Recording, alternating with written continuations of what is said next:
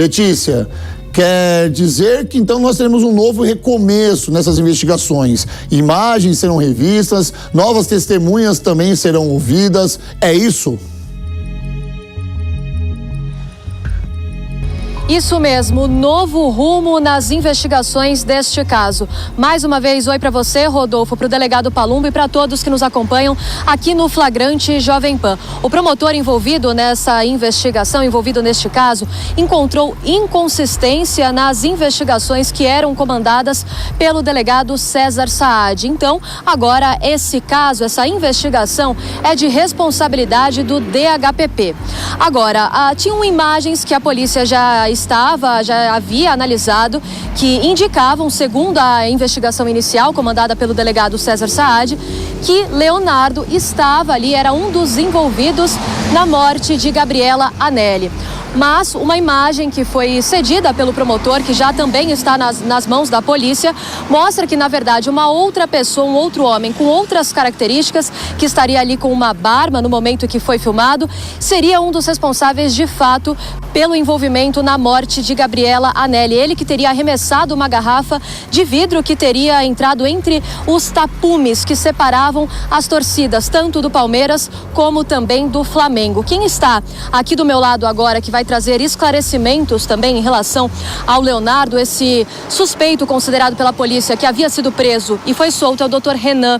Renan, obrigada por conversar aqui com a gente, por todos os seus esclarecimentos. Quer dizer então que o Leonardo agora, apesar de ter sido solto, teme pela própria vida? Sim, com toda certeza. Desde o momento que ele colocou o pé na rua, ele já estava com esse receio de represália de torcedores rivais. Infelizmente, houve essa fatalidade com a morte dessa garota. É muito comum nesse meio, envolvendo torcedores, que eles pouco querem saber quem foi realmente o assassino. O fato dele ser rival já coloca em risco, a vida dele em risco. Então ele teme, tanto ele teme, que nós sequer deixamos ele ficar em São Paulo. E imediatamente já mandamos ele de volta para o Rio de Janeiro para que ele possa ficar lá com os seus familiares em segurança. Doutor, agora algo que estava muito em cima também dessa investigação é a questão do que teria sido arremessado pelo Leonardo. Ele diz que teria sido ali cubos de gelo que ele teria jogado entre esses tapumes. Ele chegou a ver quem de fato arremessou essa garrafa? Não, ele não chegou a ver.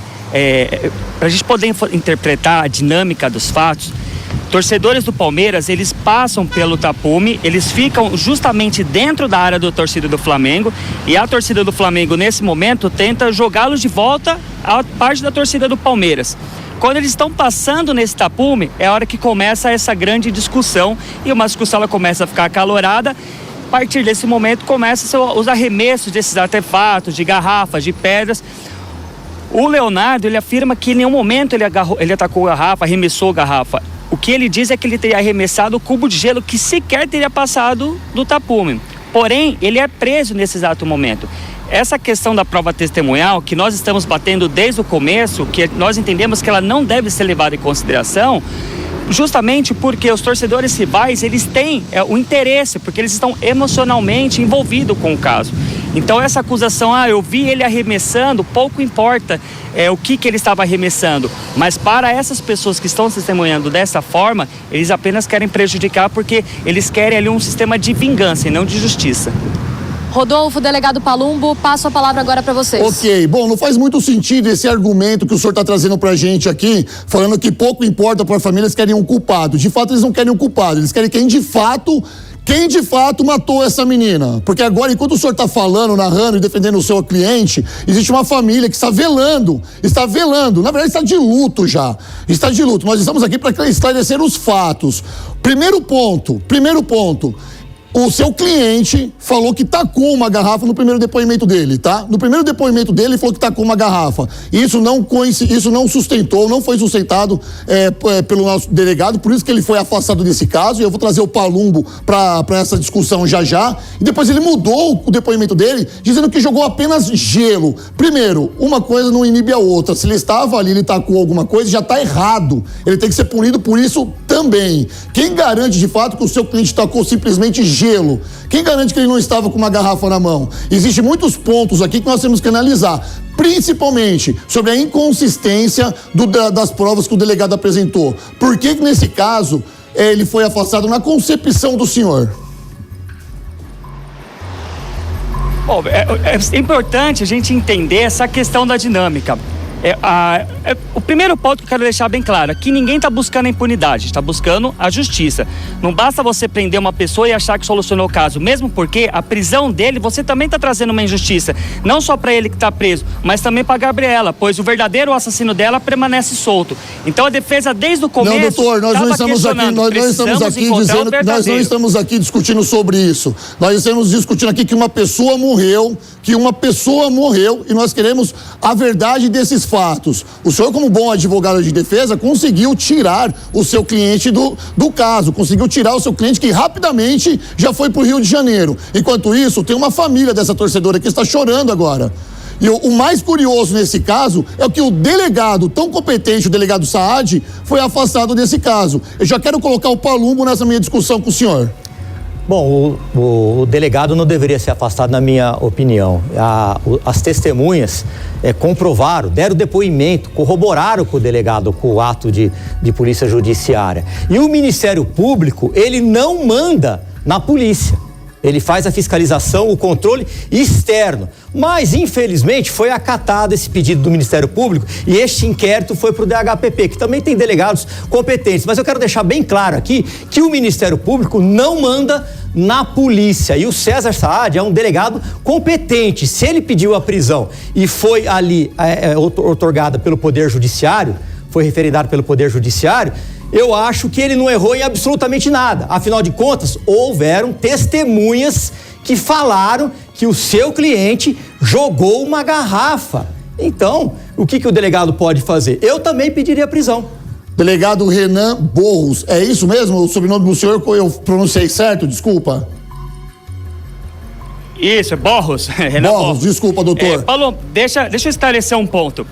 É importantíssimo ressaltar que antes mesmo da decisão da juíza, eu fui até a juíza, eu fiz uma petição e falei exatamente com as suas palavras. O doutor Saad não tem que sair do caso. Ele é um excepcional profissional, um excepcional delegado. Ele tem uma experiência grande em atuação em crimes envolvendo torcedores e a defesa quer que o inquérito permaneça junto ao Saad e junto ao Drade.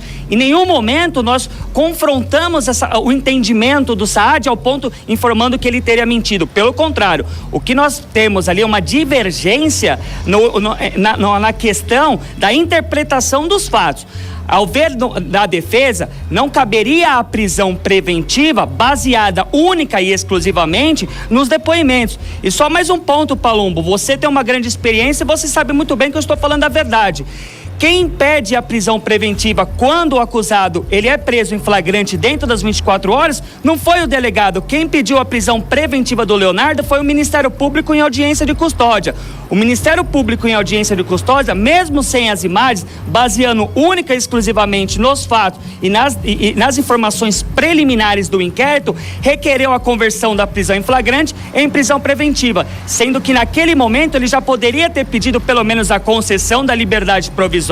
Não precisaria ter submetido esse garoto ao cárcere para depois verificar que ele era inocente. A questão aqui não trata-se apenas de uma narrativa da defesa. A questão principal, Palumbo, você bem sabe que a prova incumbe a quem alega. E não existia nenhuma prova do Ministério Público contra o Leonardo. Pelo contrário, agora aparecem os vídeos que demonstram que de fato ele não arremessou nenhuma garrafa. Se o Leonardo vier a ser processado futuramente, se ele seja... Doutor, pode falar. Então quer dizer, se o promotor pediu a prisão preventiva e o juiz deu, então quer dizer que o promotor também errou.